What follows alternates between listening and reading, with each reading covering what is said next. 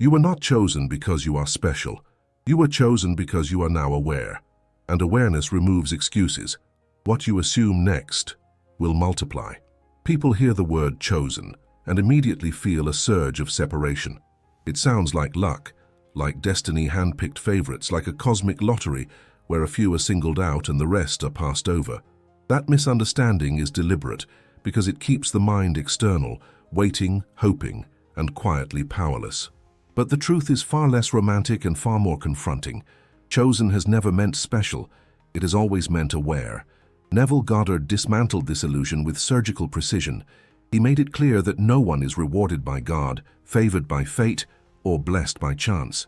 What people call being chosen is simply the moment consciousness wakes up to the law that has always been operating. The law never turns on or off. It does not wait for worthiness. It does not ask permission. It functions with mechanical consistency, responding only to the state assumed. To be chosen, then, is not to be elevated above others, but to finally see what has been moving everything all along. This is where the old idea of God collapses. God is not a being outside of you deciding when to give or withhold. God is not monitoring effort, morality, or struggle before releasing blessings.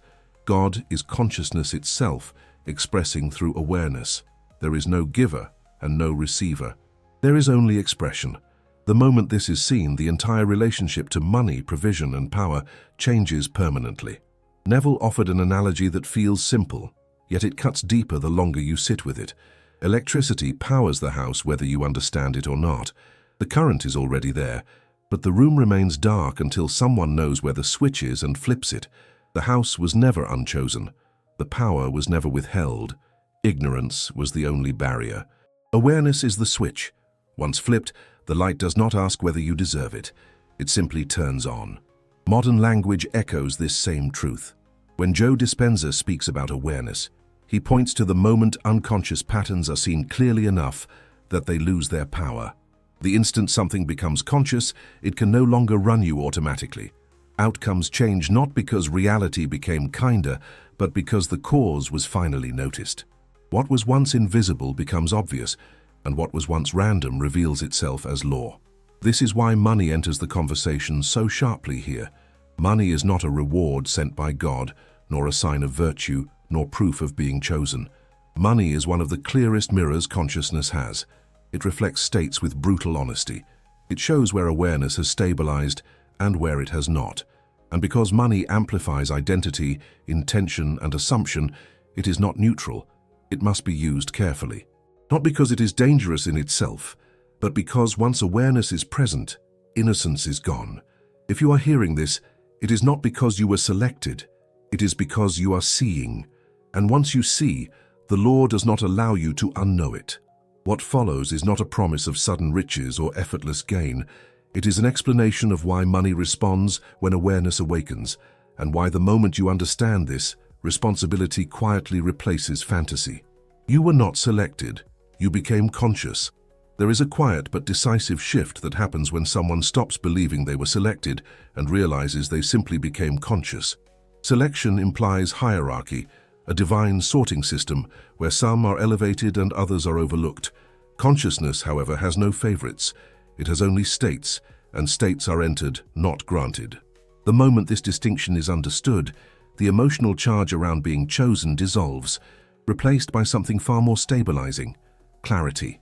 What once felt mystical now feels mechanical, and what once felt personal reveals itself as universal. Awareness is not privilege. Privilege suggests advantage without understanding, possession without responsibility. Awareness is the opposite. Awareness is seeing cause while others remain hypnotized by effects. It is the difference between reacting to life and recognizing how life is assembled internally before it appears externally. The law does not suddenly begin working when someone awakens to it. It has always been functioning with exactness. The only difference is that the aware individual no longer argues with outcomes or chases symbols. They recognize the source. Imagine a room where a complex game is being played, but no one has read the rules. People guess, imitate, and blame chance when they lose. Then someone quietly reads the instructions. They are not favored by the game. They are not cheating. They simply understand how the system works. Their moves become precise. their expectations calm, and their results predictable. To those still guessing, it looks like luck. From the inside, it feels inevitable. This is what awareness looks like when mistaken for being chosen.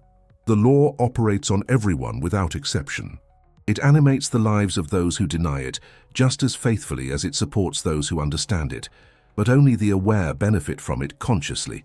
Others experience it as randomness, cycles, or fate. Awareness transforms the same mechanism from something that happens to you into something that moves through you. That is the only difference, and it is everything. This is why chasing effects never works for long. Effects are shadows. They shift, disappear, and reappear without warning when their causes remain unseen. Awareness redirects attention back to origin. Being chosen, in this sense, is simply recognizing where causation truly lives. It is the end of bargaining with outcomes and the beginning of aligning with states. And once this is grasped, a quiet certainty settles in, because if awareness is the key, then whatever responds to it must do so mechanically, without preference, emotion, or delay. God doesn't send money. Money reflects state. At some point, the idea that money is sent begins to feel hollow. Sending implies distance. It implies a giver somewhere else and a receiver waiting here. That structure keeps consciousness split, always looking outward for confirmation, permission, or rescue. But when awareness deepens, that entire framework collapses. Money is not dispatched. It does not travel from a higher realm to a lower one. It appears where a compatible state is already present, the same way an image appears in a mirror the moment a posture is assumed. A mirror does not decide what to show. It does not reward confidence or punish doubt. It reflects with perfect indifference. Stand slouched and it shows collapse. Stand upright and it shows alignment. Money behaves in the same way. It does not judge effort, intention, or morality. It reflects state. When the inner posture changes, the reflection has no choice but to follow. This is why money often arrives suddenly without visible effort and disappears just as quickly when the state that produced it dissolves. The law of assumption operates here with ruthless simplicity. Whatever is assumed as true on the level of identity expresses itself as fact, not as metaphor, not as symbolism, as lived experience. When the state of provision is occupied, money appears as one of its natural byproducts. When the state of lack is occupied, money recedes even if external actions increase. The mirror never argues, it only shows. This is why Neville insisted so strongly that nothing comes from outside. That statement is not poetic, it is diagnostic. The moment money is believed to come from a job, a person, an institution, or even God as something separate, the mirror is misidentified as the source. Dependency shifts outward, and with it power leaks away. Awareness brings power back to its origin, where it quietly belongs. Seen clearly, money stops feeling mysterious or emotionally charged. It becomes informative. Its presence or absence communicates state with precision. Not worth, not goodness, not effort, state. And this realization changes the relationship entirely. Instead of pleading, forcing, or chasing, attention naturally turns inward, because the mirror has already revealed where the adjustment must occur. Once this is understood, a deeper question emerges without effort. If money reflects state so faithfully, then the real work is not accumulation but entry. The question is no longer how to get money, but how one enters the condition in which money appears as a natural consequence. And that question leads directly into the mechanics of assumption itself. Assuming already having activates the law. The moment you feel supplied, supply appears. There is a subtle but unmistakable shift that occurs when something is no longer desired but possessed. Desire is restless. It leans forward, watches the horizon, and waits for confirmation. Possession relaxes. It settles into the body and stops scanning for signs. This difference is not emotional decoration. It is structural. The law responds to the condition of possession, not the language of wanting. The moment supply is felt as established, the system reorganizes around that assumption with quiet efficiency. This is why Neville emphasized feeling the wish fulfilled rather than visualizing outcomes with emotional intensity. Intensity often hides effort, and effort reveals uncertainty. The state that activates the law is not excitement, but relief. Relief signals closure. It carries the same internal sensation you feel after a bill has already been paid. When the problem has moved from the future, into the past. Nothing needs to be done about it anymore. The body knows it is handled, and that knowing is the assumption. Hope keeps something at a distance. It imagines arrival. Assumption occupies. Occupancy is the difference between standing outside a house admiring it and sitting inside it, familiar with the way the light falls and the floor sounds beneath your feet. When the state is occupied, consciousness stops reaching. It rests, and that rest is not passive. It is productive. It is the signal that the law recognizes as completion. This is why so many attempts feel like almosts. They hover near fulfillment, but never quite cross the threshold. The assumption was never sealed. The state was visited but not lived in. Identity remained anchored in anticipation rather than ownership. The law does not respond to rehearsal. It responds to residence. Where consciousness lives is where reality arranges itself. Once this distinction is seen, effort naturally decreases. There is nothing to push because possession does not push. It allows. It expects. It moves forward without urgency because it is not waiting for permission. And yet this realization introduces a tension that cannot be ignored. If assumption truly creates, and if states are entered freely, then imagination carries power that extends beyond personal gain.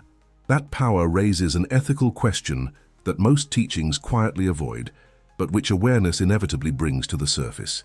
Imagination creates, but it also returns. Power feels intoxicating the first moment it is recognized. The realization that imagination is not passive, that it does not merely entertain possibilities but actively participates in creation, can feel liberating and dangerous at the same time. Liberation comes from understanding that nothing is fixed. Danger arises from forgetting that nothing is separate. Neville was precise here, not out of moral caution, but out of structural accuracy. Imagination creates, and because consciousness is one, whatever is created cannot be isolated from its creator.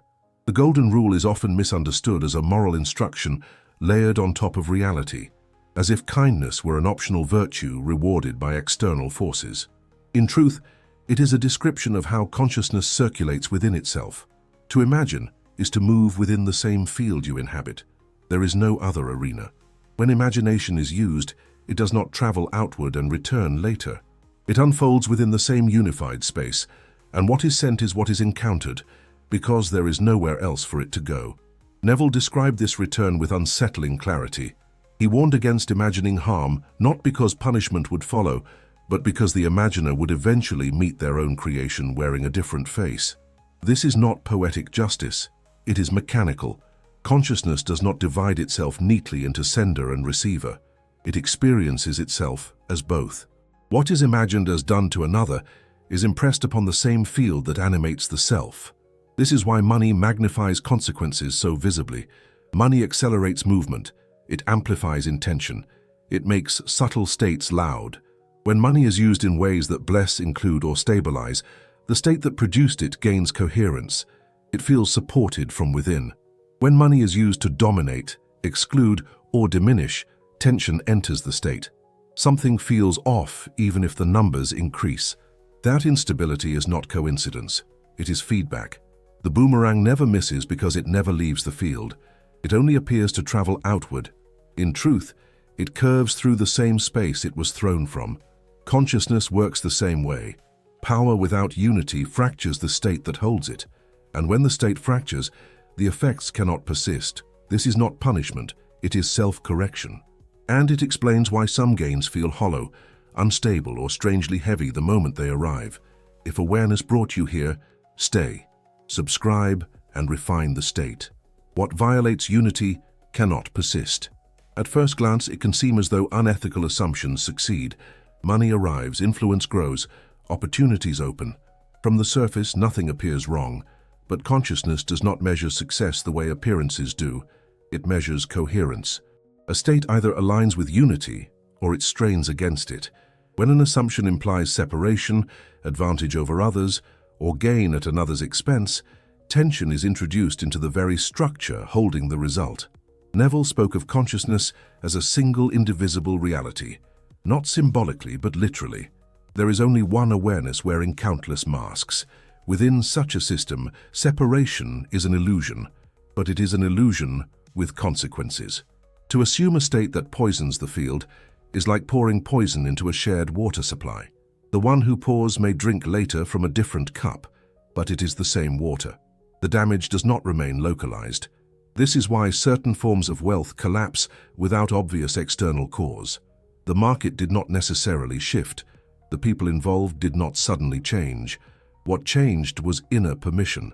A state that contradicts unity cannot be inhabited comfortably for long. Something within withdraws consent. Decisions lose clarity. Timing falters. Confidence erodes. The law does not remove money as punishment. The state that sustained it simply becomes uninhabitable. Loss in this context is not failure. It is feedback. It signals that the assumption no longer has structural integrity. Consciousness is self-regulating. It does not allow prolonged occupancy of states that contradict its own nature. What appears as misfortune is often correction, guiding awareness back toward coherence. Money, then, is not taken away by an external force. It falls away when the inner agreement that allowed it dissolves. When unity is violated, persistence becomes impossible. And this understanding brings the conversation to a quieter, more intimate place. If states can erode while awake, then stabilization must occur where the conscious mind loosens its grip. It must occur where identity is impressed most deeply, in the moments when awareness turns inward and the day releases its hold. Sleep is where God accepts the assumption. As the day loosens its grip and the senses begin to withdraw, consciousness enters a threshold state that Neville treated with the utmost seriousness. This is not rest in the ordinary sense. It is transition. The mind is no longer rigidly policing reality, yet it has not fully dissolved into unconsciousness. In this interval, impressions bypass resistance and settle directly into identity. This is why Neville said sleep is where God accepts the assumption. Not because something outside approves it, but because the deeper levels of consciousness receive it without debate. During waking hours, assumptions are often challenged by appearances. The world argues back. But as sleep approaches, that argument quiets. The analytical mind relaxes, and imagination becomes authoritative again. Whatever is felt as true in this state is not tested against logic or probability. It is taken as fact. This is why Neville compared ersatz to signing a contract before the office closes. Once signed, it does not matter how the clauses will be fulfilled. The agreement stands. What matters here is not complexity. Long scenes, elaborate fantasies, and dramatic imagery often engage effort rather than acceptance. Effort signals that something is still being tried for. Short implication scenes, on the other hand, carry finality. They imply completion without explanation. A single moment that would only occur after provision is established communicates more than hours of mental rehearsal. The body recognizes truth faster than the intellect. Feeling supplied before sleep does not look like excitement or celebration. It feels like safety, like the absence of urgency, like the quiet certainty that tomorrow does not need to be managed because something fundamental has already been settled. When that feeling is present as consciousness drifts inward, the state is impressed without force. Identity adjusts gently, and the law receives the signal as done. This is why changes initiated in SATS often unfold effortlessly. There is no sense of pushing events into place. The world rearranges itself with an almost casual precision. Calls happen. Ideas surface. Opportunities appear without strain. Action arises, but it does not feel strategic. It feels obvious. And this is the confirmation that the state has been installed. Once the assumption is accepted at this level, movement no longer feels like work. It feels like alignment, as though something already decided is simply being carried out. Money moves when you stop chasing it. There is a noticeable shift that happens once the state is truly assumed. Movement begins, but it no longer carries the weight of desperation. Hustle is driven by uncertainty. It tries to compensate for a state that has not yet stabilized. Inspired action, on the other hand, emerges naturally from identity. It does not feel heroic or exhausting. It feels appropriate, almost mundane, because it is not trying to create a result. It is expressing one that already feels settled. When the assumed state is firm, decisions arise without internal debate. There is no frantic scanning for the right move or fear of making the wrong one. Actions feel timed rather than forced. Opportunities are recognized immediately. not because they are rare, but because awareness is no longer scattered.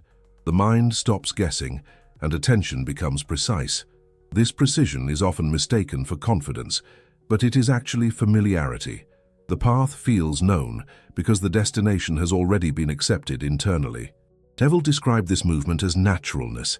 Things are done because they feel like the next obvious step, not because they promise a payoff.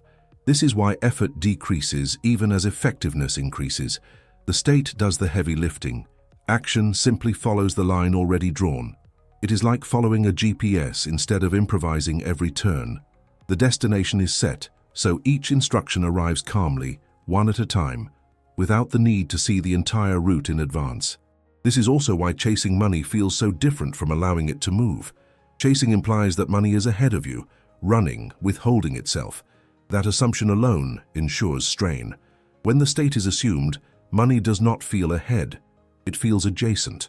It moves through familiar channels, sometimes surprising in form but never in tone. The body recognizes alignment through ease. Even challenges appear manageable, as if they belong to a story already understood. Effortless movement is not laziness, nor is it passivity. It is the absence of inner conflict. Action taken from this place carries coherence. It does not scatter energy or contradict the assumed state. Instead, each step confirms it quietly, and as this rhythm establishes itself, a sobering realization surfaces without drama. With power comes clarity, and with clarity comes responsibility. Once movement is no longer accidental, outcomes can no longer be dismissed as chance. The awareness that made alignment possible also removes the comfort of innocence. You are responsible for what you multiply. Awareness removes innocence. There is a point at which understanding ceases to be theoretical and becomes existential. Before this point, life feels like something that happens to you. Events appear random, money feels unpredictable, and outcomes seem loosely connected to effort, timing, or luck. After this point, that interpretation quietly collapses. Awareness does not announce itself loudly. It simply removes the ability to pretend that cause is elsewhere.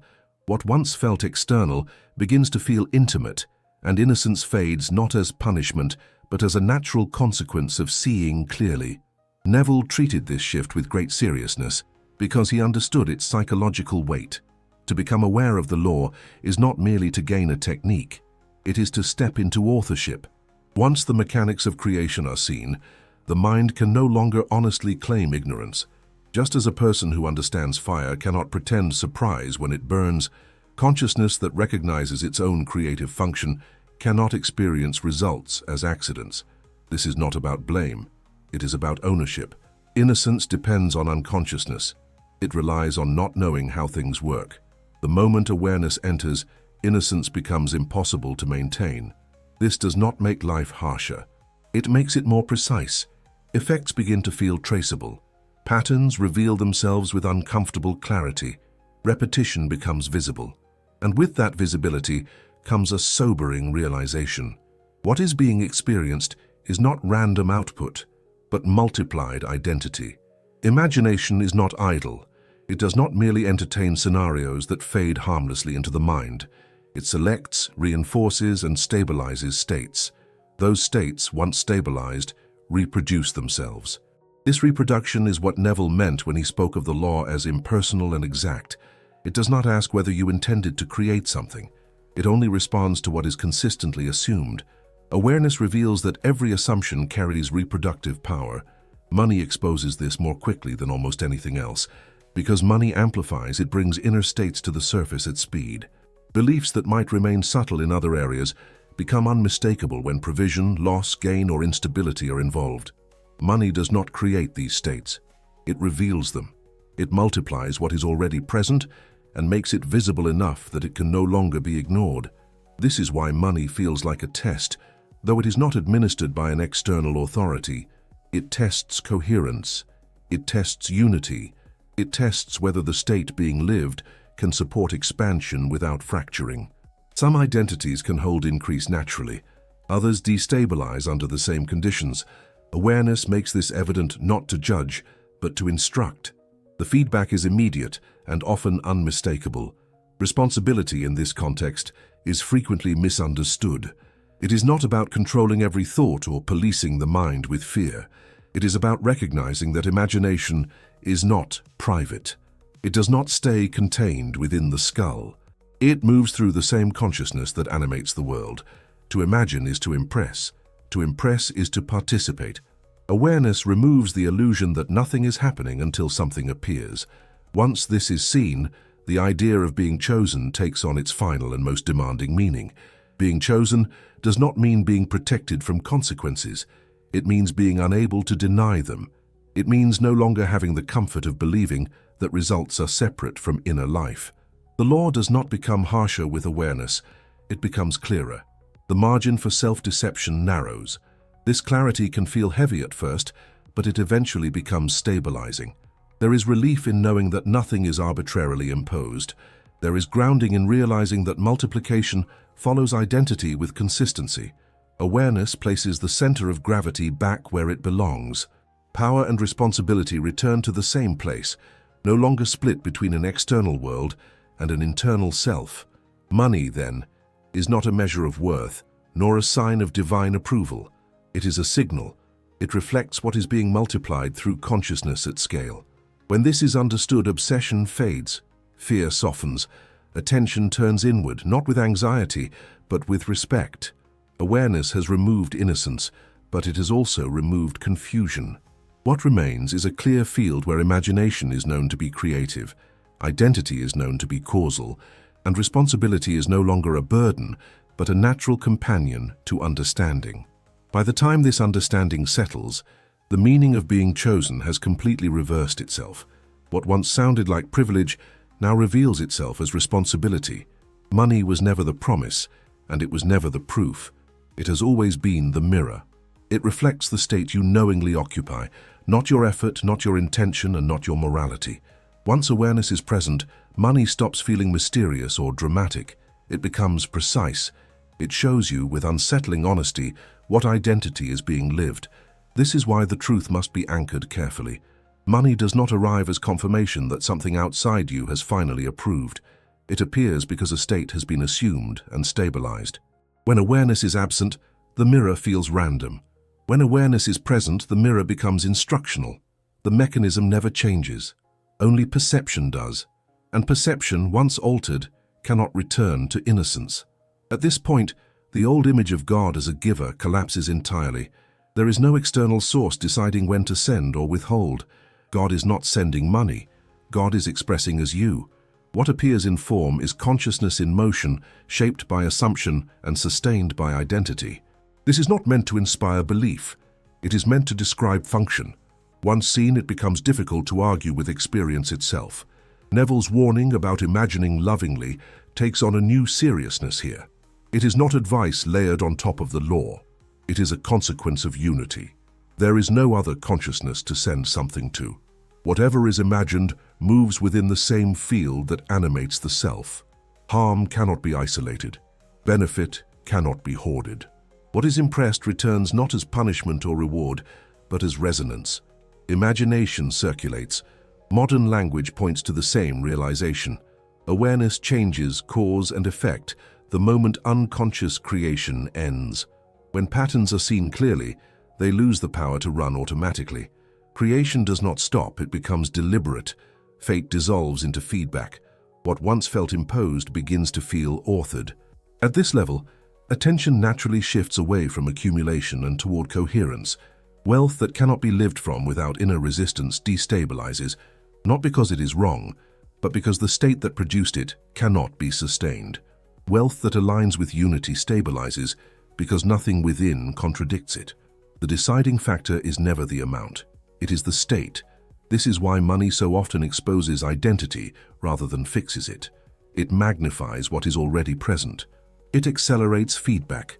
It removes ambiguity. When the state is coherent, money feels supportive. When the state is fragmented, money feels heavy or fleeting. The mirror does not lie. It does not console either. As consciousness loosens and identity becomes impressionable, the state that is entered matters more than any daytime effort. Feeling provision as already established is not fantasy. It is agreement at the source. When that feeling carries safety rather than urgency, sufficiency rather than tension, The state holds. It multiplies without friction because nothing inside resists it. Including others in that sense of provision is not moral performance. It is structural alignment. A state that assumes provision only for itself implies separation. A state that naturally includes others implies unity. One erodes over time. The other stabilizes. This distinction is not philosophical, it is observable.